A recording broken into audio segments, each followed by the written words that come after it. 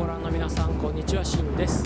今那覇市の流中とかがある海空トンネルの近くなんですけれども、ここにちょっと大きな船が止まっているので映しに来ました。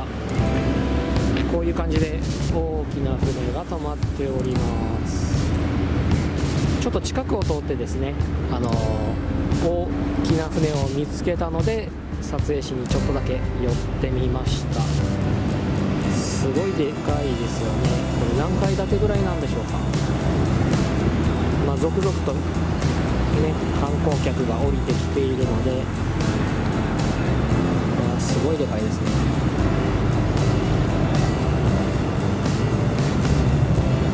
なんて書いてあるんだろう。これちょっと見えないんですが、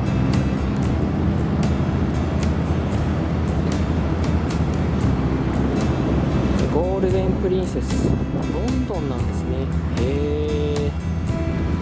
ロンドン船籍ってことでしょうか。これちょっと詳しくは分かっていないんですが、ものすごい船が止まっております。風が暴風なので音が入ってるかちょっと心配なんですが、とりあえずこういう船が止まってるよという感じの今回の映像でございます。すごいですね。何人ぐらい乗るんでしょうね、これね。詳しく知っている方いたら教えてほしいなと思いますね。うわ、それにしてもでかいな。ただもうちょっと近くで映したいんですが、ちょっといろいろと人もいたりとかして向こうまで入れないと思うので、この遠くから映しているという感じでございます。もうちょっとアップにしてもいいのかな。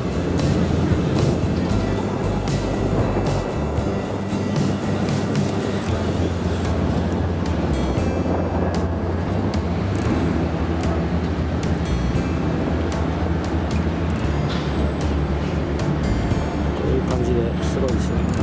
救命ボート的なものがたくさんついてますね。で、こういうマークがすごいですね。一度でいいからこういうのに乗ってみたいですね。はい、今回の映像は以上ということになります。それでは。